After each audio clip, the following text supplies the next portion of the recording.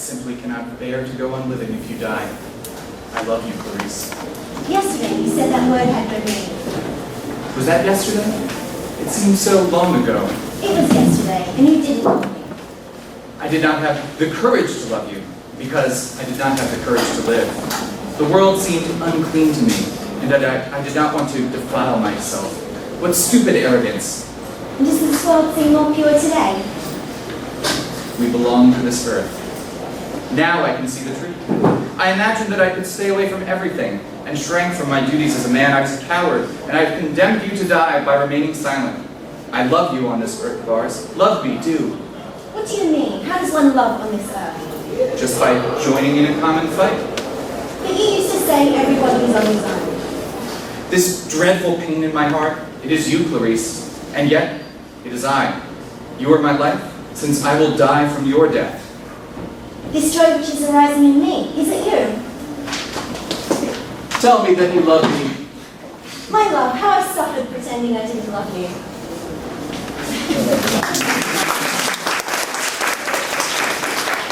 But this was from Simone de Beauvoir's play, Who Shall Die? And it highlights a couple of key points that the existentialists raise about romantic love.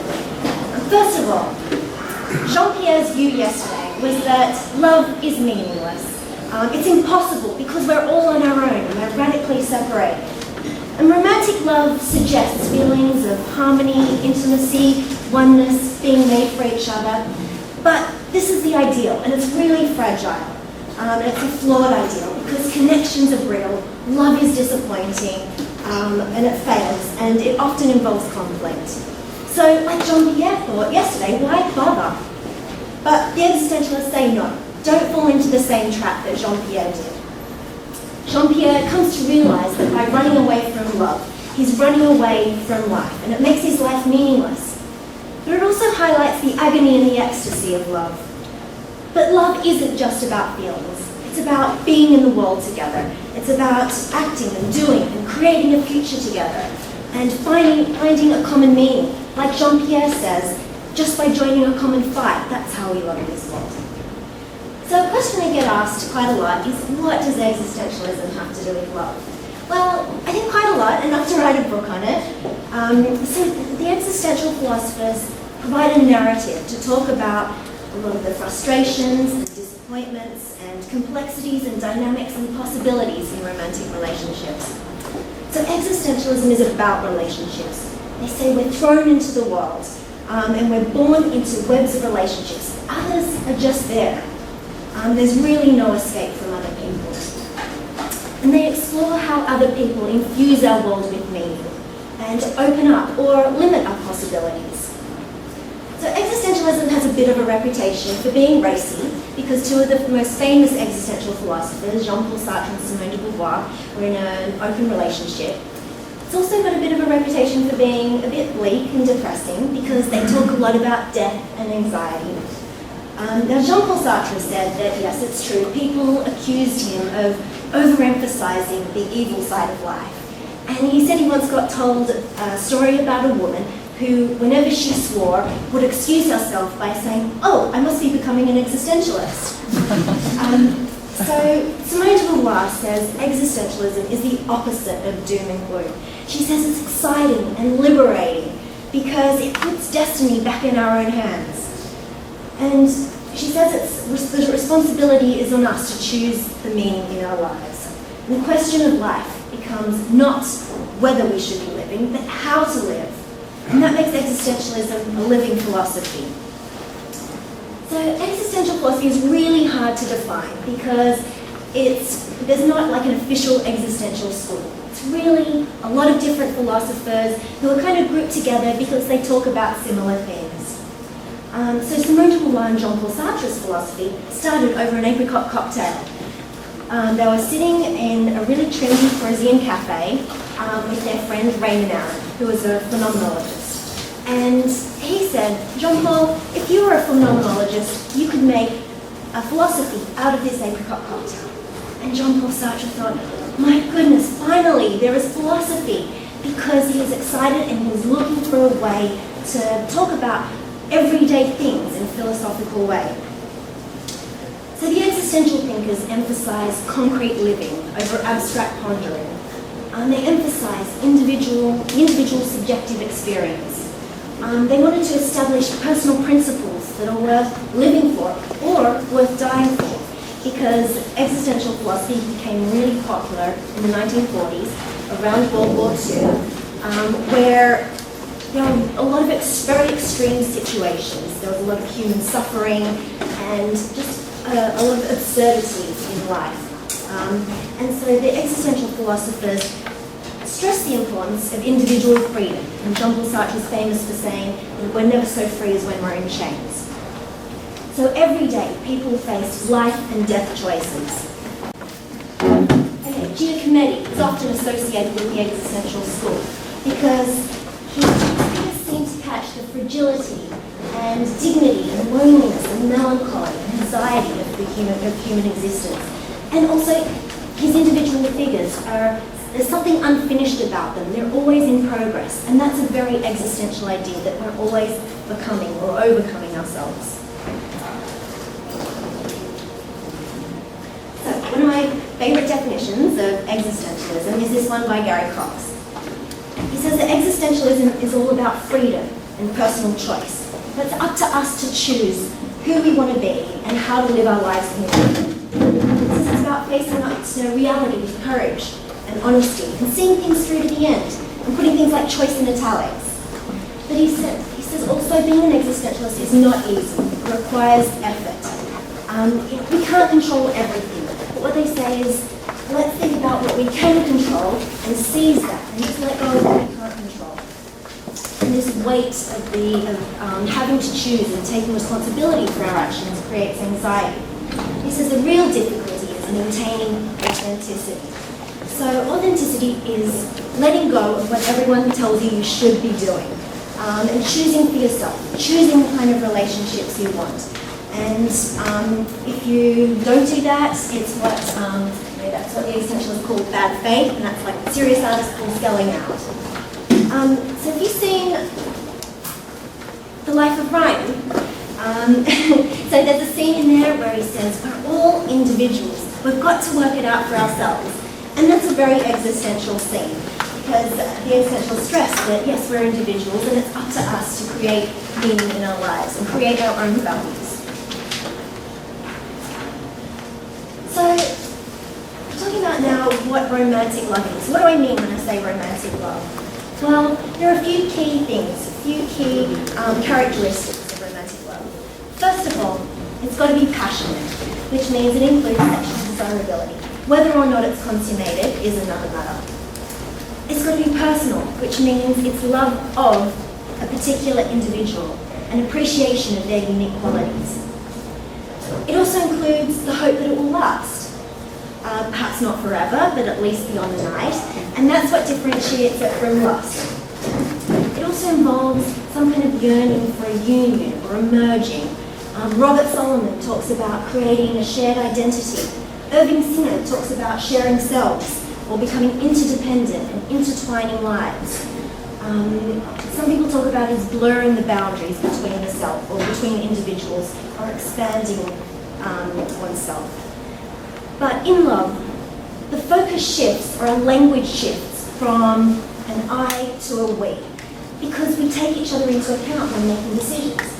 It's not what am I going to have for dinner tonight. That wouldn't go down very well. It's what are we going to have for dinner tonight. So it's an us. Some other definitions include concern for the beloved's welfare. Harry Frankfurt stresses that quality. And some other definitions include intimacy or companionship. It's only in the last couple of hundred years that we've actually started talking about love as romantic. So passionate love dates back as far as we know. I mean, the ancient Egyptians had symbols for romantic love, and they were writing beautiful love poetry back in 13 and 1500 BC. And then in about 350 BC, Plato wrote Symposium, and he was classifying love into different forms. Eros, which is erotic love; philia, which is more like a friendship kind of love; storge, which is caring, like between parents and children; or agape, which is a more spiritual, religious kind of love. And Plato also in Symposium, tells a story, well, it's actually the character Aristophanes telling a story about why it is that when we're in love, it feels like we've found our other half. And he says it's because we used to be these crazy creatures with 2 heads and 4 arms and 4 legs, and we didn't walk, we used to like roll around. And one day, we upset the gods. And so, as punishment, Zeus sliced us all in 2, like an apple. And ever since then, our souls have been roaming the earth, looking for their other half, and looking to merge back into their organic whole. So, and we've got a bit of a language hangover from this. We still talk about our other half or soulmate being made for each other or finding a perfect match. But coupling used to be really unromantic. It used to be about economic alliances to maintain power and wealth at the higher levels of society. Or at the lower levels of society, it was about domestic production. If you were a shoemaker, your parents would go and find someone who they thought would be good at making shoes. Love wasn't part of it. Marriages were usually arranged. And sure, people fell in love, but usually not with their spouse.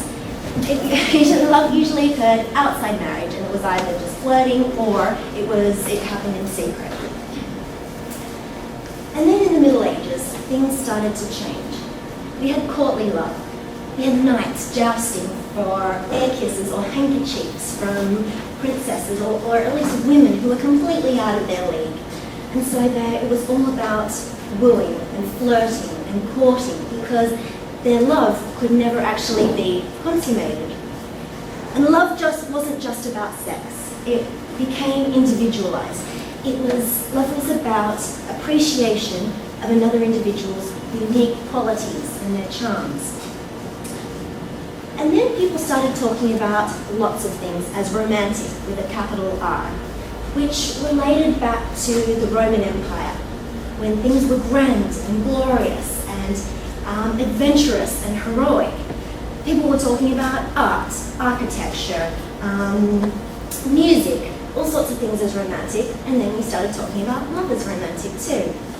And this was very much a shift from the classical period, where everything was structured and ordered, and it's all about conventions and patterns and sensibility. But then the romantic period emphasized passions and emotions and nature and freedom. And then along came industrialization, and so the need for economic-based marriages became obsolete. And then with capitalism spreading across the Western world, there grew very much an emphasis on individual liberties, respect for individual freedom. And coupling started to become a personal choice, and it wasn't arranged so much anymore. So I'm going to talk about 5 existential philosophers. Now, the philosophers that I talk about aren't all strictly, officially existentialists, because that wouldn't be very existential, but they contribute to the development of existential thinking. Besides these first 3, Søren Kierkegaard and Nietzsche, they're only retrospectively classified as existentialists. And a lot of people can't even agree whether they were actually existentialists. But they certainly deal with a lot of the same things that the later existentialists like Sartre and Beauvoir came to deal with. Okay, so Max Stirner. That's in the background. They had philosophy groups. They went to the young Hegelians, where they drank a lot of beer and talked about philosophy. He got very excited. I believe that's a squirrel up in the left-hand corner, but I have no idea why. And that's Max Stirner there in the background. Apparently he kept fairly quiet and smoked a lot of cigarettes. So he's often considered to be a nihilistic atheist. He was a radical philosopher of personal power and extreme individualism. He really only wrote one book, plus a bunch of essays. His first book, The Ego on Its Own, or his only book, was so controversial that the censors initially banned it. And then about a week later, once they'd had a chance to have a look over it, they said, oh my goodness, this is so extreme, nobody's going to take this seriously. So they let it go. However, he was fired from the exclusive private law school that he was teaching at because it was so controversial. So The Ego on Its Own, which was his book, begins and ends with a quote from Goethe, all things are nothing to me. So Stirner cuts ties with everything. He holds nothing sacred. religion, morals, value, truth, intellect, emotions, rationality. He says these are all abstractions. And it's like, he says, not until we're free of these abstractions are we free to be masters of ourselves. And he calls a person who is free from all these abstractions a unique one. So Stirner says there are two main issues with romantic love. First of all, romantic love so often evokes a duty to other people. He says lovers become obliged to each other. We collect love from each other like a toll. And we get so caught up in what love should be like and what we should be doing. And that kind of makes love blind and crazy. He says love is just another abstraction. Let's not reify it and turn it into something that we subordinate ourselves to. He also says that love implies unselfishness. And he's like, let's not fool ourselves. Love is completely egoistic because it's about satisfying our desires. So Stirner's solution, or his alternative to this, is to love ourselves. And there are about three dimensions to this. First of all, we should accept ourselves. It's like we're perfect just the way we are, and we should never be more. Let's let go of this should. We should just be happy with who we are. Second of all, let's take an interest in ourselves for a change. He said, let's do things that we're interested in, not things that we're expected to do.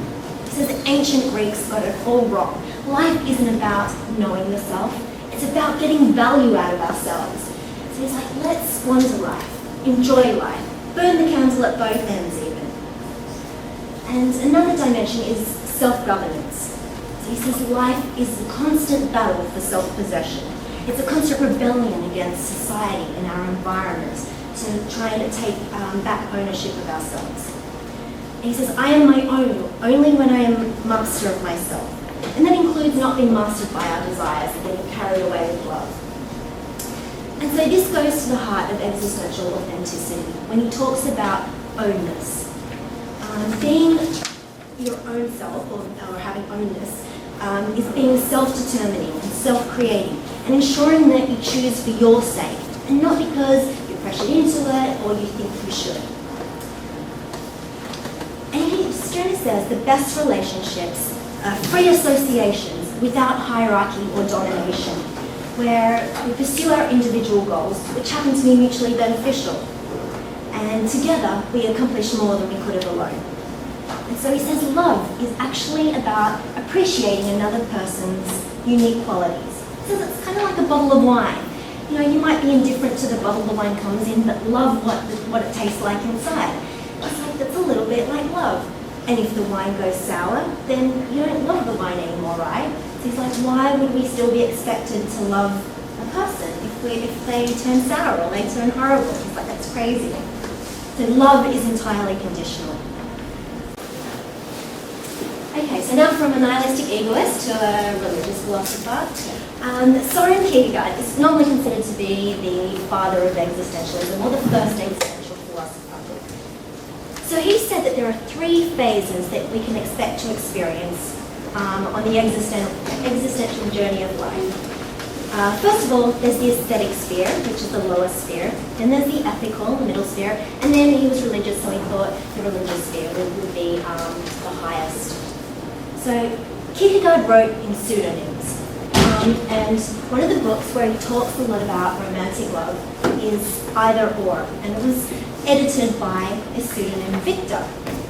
And Victor says he was out walking the streets of Copenhagen one day. He walks past a furniture shop and he sees this desk in the window. He completely falls in love with it. So he takes the desk home and he's filling up with his notes and pens and stuff. And one of the doors is jammed. So he's like, banging on this door, trying to get it open, and he starts kicking the desk. And suddenly, a secret drawer pops open. And inside this drawer are a whole bunch of letters and diary excerpts that he hypothesizes were from two different people, an ethicist, who was a judge, and an aesthete. So an either or is like talking about these two different lifestyles. So romantic love is part of the lowest, the aesthetic sphere. It talks about the elation of falling in love. It's beautiful, intoxicating. It's extraordinarily interesting to fall in love. Love is bursting, and the aesthetic lifestyle is bursting with possibilities. It's fun and exciting and poetic and dramatic. And one of the key examples of this aesthetic sphere is Mozart's Don Giovanni. Has anyone seen it? Opera? Okay. So Don Giovanni is basically a sex addict. He's constantly and impulsively seducing women. He boasts that he's loved over 2,000 women in his little, well, not so little black book. He's intensely passionate and irresistible to women. He embodies the excitement of falling in love and his overwhelming desire. And Don Giovanni, just like Mozart's music, is bubbling and sparkling like champagne. So Don Giovanni is apparently the ultimate representative of the aesthetic sphere because he exists only in music and he represents living in the moment. So I'm going to just show 2 minutes of Don Giovanni in action.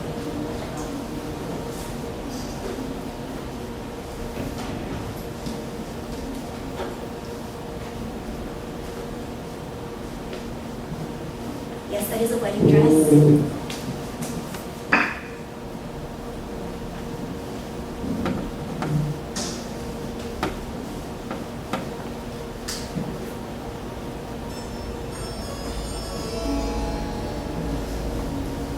Al fin siamo liberati Zerrinetta gentil, che scioccone, che ne dite mio ben, so far pulito. Signore, e mio marito. Chi? Colui? Mi pare che un onest'uomo, un nobile cavaliere come mi fanno, possa soffrire che quel visetto d'uomo, quel viso inzuccherato, da un focaccio vil sia strapazzato. Ma signore, non figlie di parola risposarlo. Al parole non vale un zero, voi non siete fatta per essere paesata. Un'altra sorte vi procuran quegli occhi riconcelli, quei labbretti sì belli, quelli di tucce cambio dolore, carmi toccar giuntato, e fiuto a rose. Non vorrei. E non vorreste? Al fine indannato a restare. Io suggerado con le donne buone cavalieri, se doveste sincere. È un'impostura della gente plebea, la nobiltà dipinta negli occhi l'onestà. Orsù, in terriam tempo, in questo istante, io ti voglio sposare. Certo io.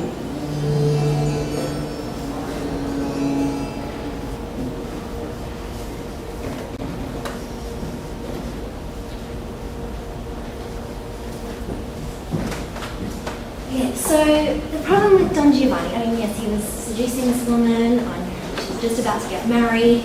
He was throwing her, he's like, I'll throw you a wedding party, but let's get rid of your fiancé first. So the problem with Don Giovanni, besides treating women as sex objects, is that he focuses entirely on self-indulgence and self-gratification, sexual gratification. And he's childish because he wants his desires to be satisfied right now. And he doesn't care about the consequences of his actions. He'll say anything. And he doesn't care about the individual woman. Now, this is compared to Hercules, who apparently loved 50 women in a night. But that's completely different to Don Giovanni, because Hercules loved each and every individual woman he was with. When he was with one, he didn't think about the next, and he was anxious about whether his love would be requited. I mean, the fact that he was with each woman for, 5 or 10 minutes each didn't matter. So Don Giovanni, he's not anxious. He doesn't reflect on anything, really. He's too busy seducing. And he's not interested in the individual woman. Anyone in a skirt will do. It's part of the opera where he says, big, small, short, tall, just any woman will do for Don Giovanni. He says, I love them all, so I'll take them all. So the problem with this aesthetic lifestyle is that it's void of true meaning because Don Giovanni is acting unreflectively. This kind of lifestyle is frivolous, it's empty, it's fleeting and immature and monotonous. It's just one woman after another. He's free from commitment to anyone or anything. He makes no meaningful connections. He's free from social and moral responsibility, and he's completely devoted to hedonism. Now, he's a bit like, when you skim a stone over the top of water and it skips for a while and then plunges down. So this is what the aesthete says that Don Giovanni's life is like. He's like, yes, he's dancing and he's like brilliant, full of energy and fabulously skimming along the top of life. But any second now, he's about to plunge down into the abyss and become melancholy and depressed. So this kind of lifestyle, Kierkegaard's suggesting, is bound to end in disappointment and despair. So his solution is to live out of the aesthetic sphere and into the ethical. And so Kierkegaard's suggesting that we need to choose this despair and get married. And part of this accepting despair is accepting responsibility for exploiting others. He says it's not easy to leave. It's a life-changing and really difficult decision that causes anxiety. He says in leaping, we're mastering ourselves, mastering our animalistic desires. And passionately committing to something gives our life meaning and purpose. So commit your life to anything really except sex. No, but it's about mastering your desires. So being ethical is about having a future filled with concrete tasks. And marriage, the judge, the ethicist in either or, says that marriage enhances relationships because it gives them stability and constancy. But at the end of either or, the judge, the ethicist, says, well, actually marriage is really boring too. Says its uniformity, its total uneventfulness is like death, and worse than death. So his point is that marriage is still insecure, and marriage still causes anxiety. And so at the very end of either or, there's a religious sermon which suggests there's this other higher sphere. So Kierkegaard thought that the only way to definitively overcome anxiety is with faith. And he says Christianity promises eternal happiness. And that sounds awesome. Who wouldn't want that? And it involves loving thy neighbour, or loving those that we see. I know Peter Singer would disagree, but in 1843 there was no social media or anything. But what we're doing in the religious sphere, he says, is committing to love, not the lover. So it doesn't matter if the lover falls away from love or breaks up with us, because we just love. We love everybody. And that, Kierkegaard thought, was the sign of a supremely developed individual. But the problem is, or what Kierkegaard's been criticised for, is that, well, if you love everybody, then that makes the love for your significant other or the person you're romantically involved in a little bit meaningless. So Kierkegaard himself didn't leap into the ethical, he kind of went straight from the aesthetic to the religious sphere. When Kierkegaard was about early 20s, he fell in love with this Danish teenager, Regina, and when she was old enough to date, he wooed her and proposed, and a little bit into it, he got cold feet because he just couldn't figure out how to reconcile his romantic love for Regina with his religious philosophy. So basically he wrote her a letter, enclosed his engagement ring and sent it to her, broke her heart completely. She was devastated. And this was in the 1800s. You just didn't do that. Her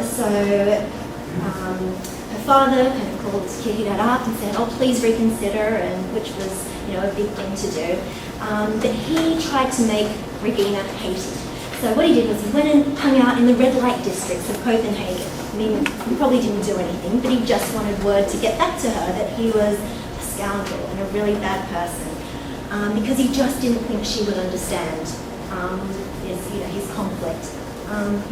But Kierkegaard's journals and diaries are all published, and it's really interesting, like 5, 10, 15 years later, he's still writing about Regina in his diary. He says, oh, I saw Regina in church today, and I think she looked my way.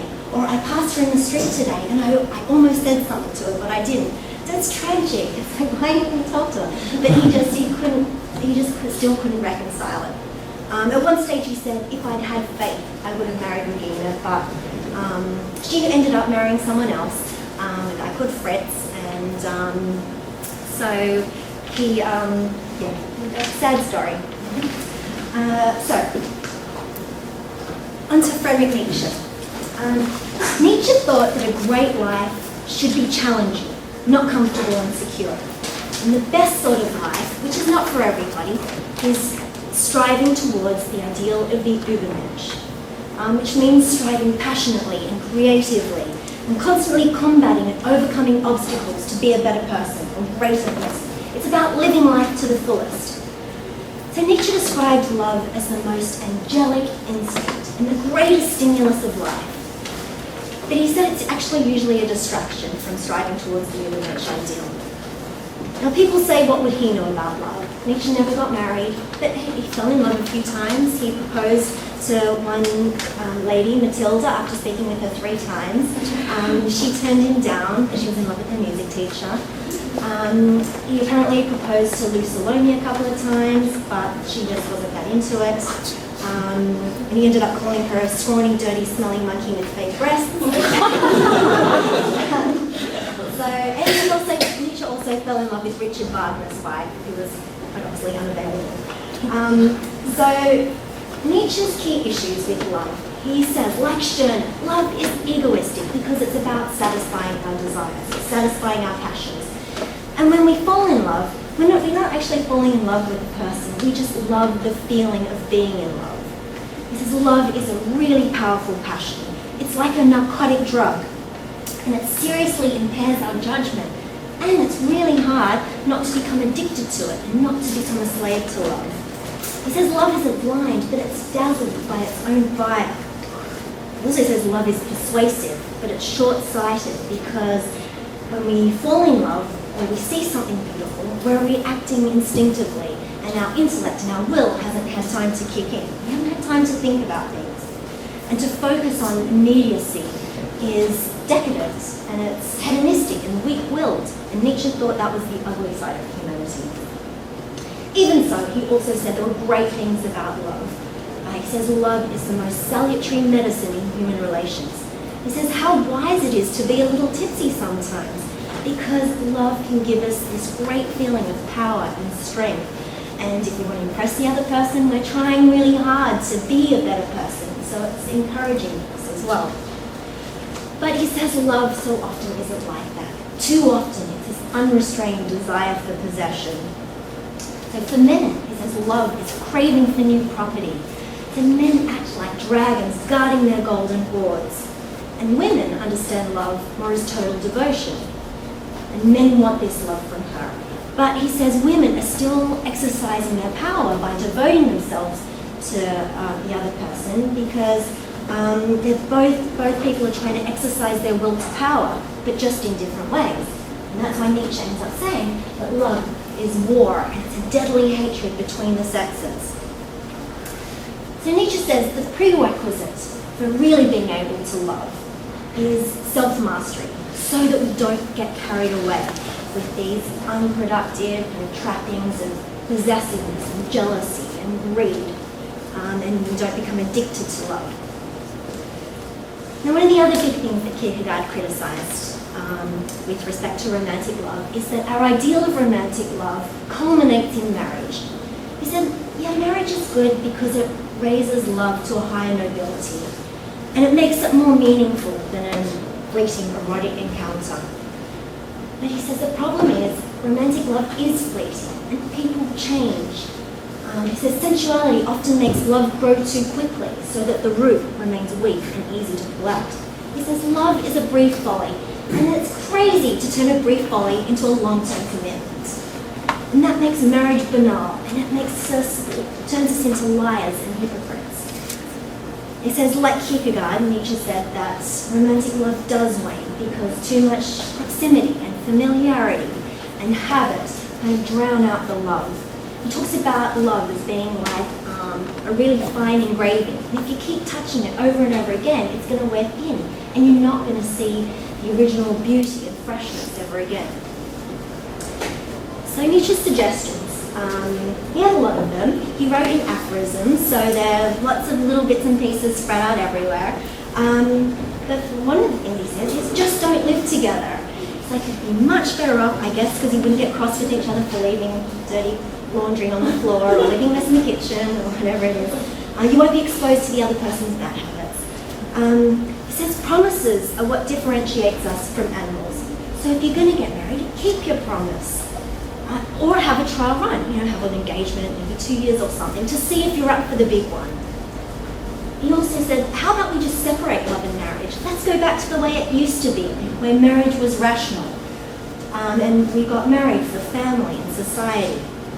Or he said, what we really need is a stronger pair of glasses to imagine our lover in 20 years' time. It's like, that'll be a good way to go.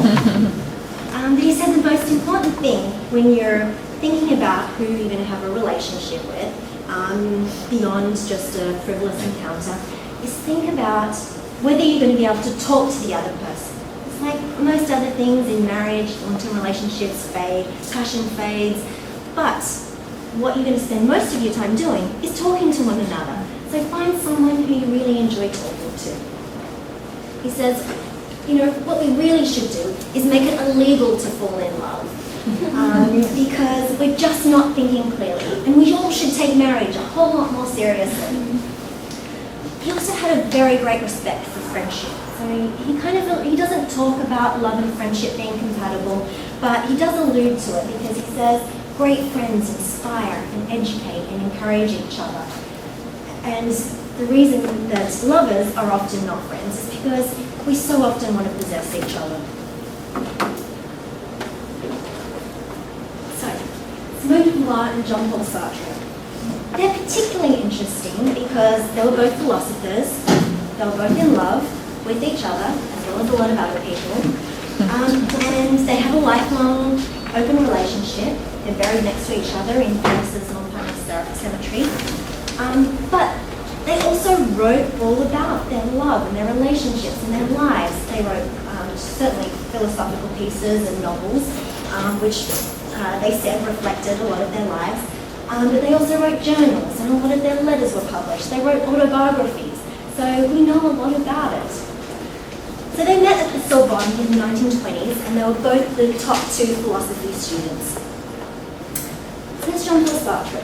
He, believe it or not, was a gorgeous little boy with long, blonde, curly hair. And then one day his grandfather thought little boys shouldn't have long, blonde, curly hair. Took him to the barber without telling his mother, got all his hair chopped off, and took him home, and suddenly everyone realised he actually wasn't that gorgeous after all. And Jean-Paul Sartre also realised this at a really young age.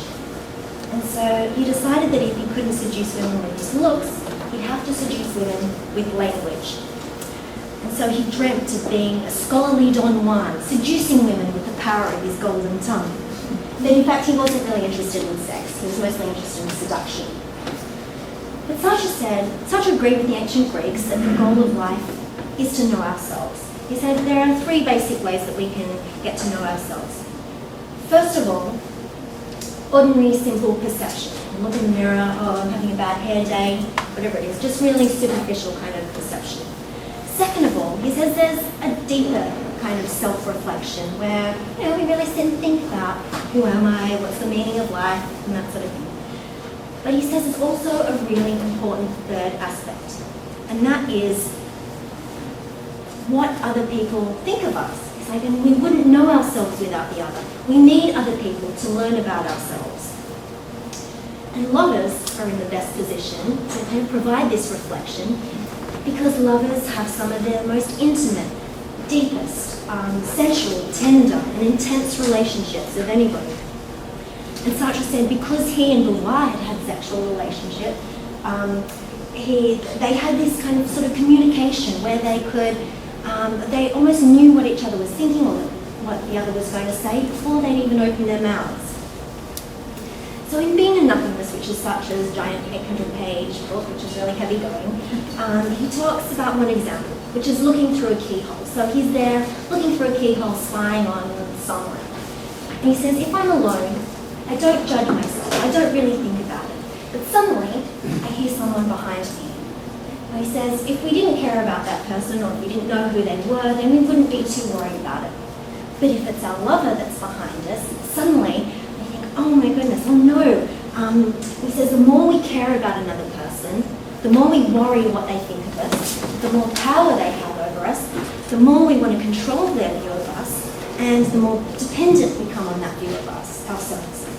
And this is why he says love is conflict and hell is other people. So there are two main strategies that he talks about in Being and Nothingness, and that is appropriation or possession, or assimilation, which is being subservient to the other. So Sartre says the goal of love is to unite, to try and find out the secrets that the other person holds about us. But he says it's a special type of possession. We want to possess the other person in our freedom. We don't want to completely control them because then they would lose that objective view that we actually want to get hold of. So we want the other person to love us freely. But we don't want them to be completely free because we want them to love only us. And if they're free to choose us, then they're free to leave and free to love someone else as well. So Sartre says love is a project of being loved. And one strategy we use is masochism, where I become completely submissive to my partner to try and merge into him, to try and get this view of myself. But Sartre says this is going to fail because I'm still using the other person as an instrument, even if I'm being submissive. So I'm still asserting my transcendence over him. So I try sadism. I use my body as an instrument to fascinate my lover. I try to force their body to reveal their thinking. And he says it's like, when you get a bottle of milk and it has cream on the top. That's what he says this is like. If our body is like milk and our freedom or our transcendence is like the cream. And so what we're trying to do is get their body to reveal their thinking or their freedom. And he says that this can be achieved either through caressing or through torture. They have the same kind of effect. But really you can caress, torture, or seduce another person all you like, but you're never actually going to know what they're thinking. You're only going to know what they look like when you're experiencing pleasure or pain. So Sartre says love is impossible. We can never achieve this ideal of merging. There's no basis to connect with another person. In one of Sartre's stories, The Room, the husband Pierre says to his wife Eve, "There's a wall between you and me. I see you, I speak to you, but you're on the other side. What keeps us from loving?" So Sartre says there's always a wall between people. We're always radically separated. And so he says we're stuck in this cycle of sadism and masochism and appropriation, and we can never get out of it. And Being and Nothingness, he says, we're just locked into this cycle, thrown from one to the other. So Sartre wasn't big on solutions. In Nausea, one of the characters, Annie, says to her ex-boyfriend, it's quite a job starting to love somebody. You have to have energy, generosity, and blindness. There's even a moment in the very beginning when you have to jump across the precipice. I know I'll never jump again. So Sartre says that love is a leap because even though we know it's going to fail, even though we know love contains the seed of its own destruction, we will only be able to get an inkling of that third, deeper dimension of our being by loving, by engaging with other people. Yes, it's insecure. Yes, it's unreliable. But he says in his screenplay, the chips are down, but we need to try it anyway. So later in his notebooks, which was a later publication, he kind of started talking about authentic love, but it's really only notes. He says, there is a possibility for authentic love, which is to accept the other person as they are. It's about rising above these possessive power games. But he also says to overcome these sadomasochistic games is probably to overcome love itself. So in his personal life, the way he tried to overcome it with Simone de Beauvoir was through freedom and transparency. So they revered freedom and they wanted to give each other as much freedom as they could. And so they decided, well, if we're just going to use our freedom to sleep around, then that's kind of a cheap and easy form of freedom. Let's be more ambitious. Let's give each other the freedom to actually fall in love with other people. They said, how are we going to overcome jealousy? Well, so they decided on a pact of transparency. They decided to tell each other everything. And I mean everything. They would sit over their drinks at Cafe de Flore or wherever they were and really talk about all the details of their relationships. However, they have been criticised because they were still committed to one another for their whole lives. And maybe if they agreed to tell each other the truth, then they weren't free to lie. However, Sartre said that he did lie to everybody, especially Simone de Beauvoir, so there's no indication that he took that seriously. But in Sartre's philosophy, there's no imperative to tell the other person the truth. It's important to be true to yourself, to avoid bad faith, but love is conflict, so of course you can lie. We do lie all the time. So someone asked him once in an interview what the secret to his relationship with Simone de Beauvoir was. And he said, well, if all else fails, just treat each other as the most important person in your life.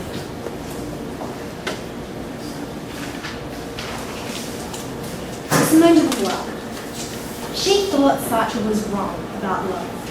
She said people aren't always hell. Other people infuse our world with meaning. Now, Beauvoir catapulted to fame in 1949 with her feminist book, The Second Sex, which caused such a stir that the Vatican banned it because it talked about sex and lesbians and things like that. But Simone de Beauvoir argues that we have to be free from oppression in order to be free to love authentically. And the problem for women is that all throughout history they've been subordinate to men. And so Beauvoir's existentialism, she says, to be an individual is to strive forward in the world and to actively engage in the world by pursuing our self-chosen projects. Like Jean-Pierre in the play in the beginning, Ian, we are the sum of our actions, and doing nothing meant that Jean-Pierre was nothing and his life was meaningless. So it was only by daring to vow to love Clarice, by throwing himself into life and doing his projects, and projecting a future together with her, that he's able to live and love authentically. So while anyone can be guilty of inauthentic loving, Simone de Beauvoir says that women have been more susceptible to it because of their oppressive situation. So women didn't originally choose to be wives and mothers. It was their duty and their role in society. And women accepted these externally imposed limitations and on their social freedom up until fairly recently.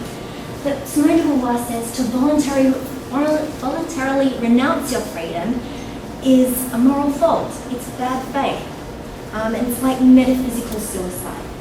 Because she says there are a lot of things that tempt us towards inauthentic loving.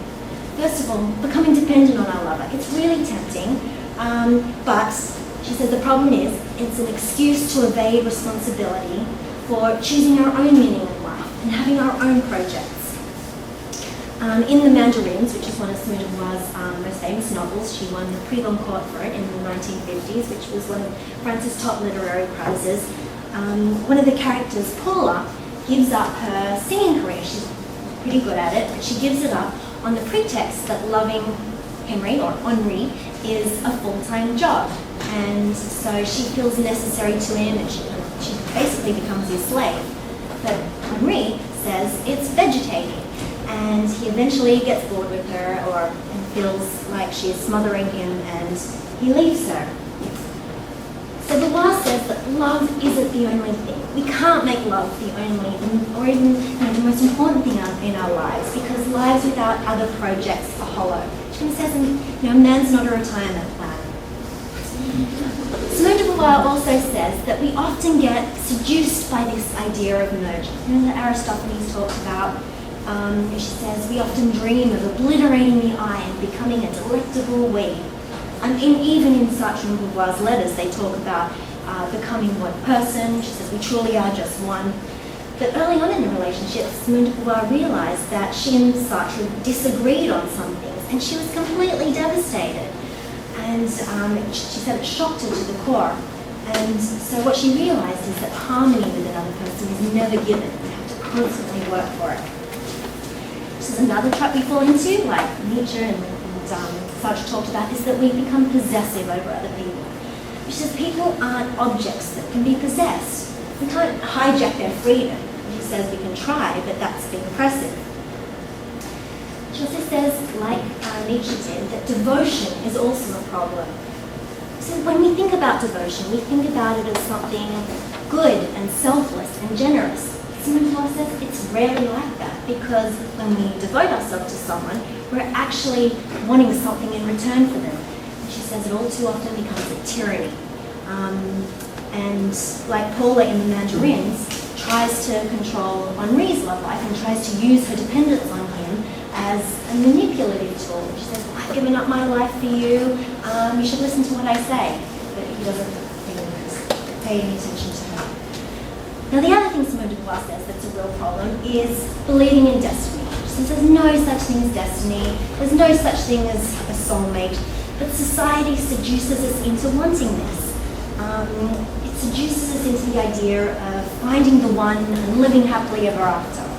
But she says no, it's up to us to create our own destiny. So Simone de Beauvoir's solution is, she said, authentic love must be founded on the reciprocal recognition of two liberties. And what that means is to accept each other as free and equal and act that way. She says it's about having our own projects, but also respecting that the other person has their independent projects as well.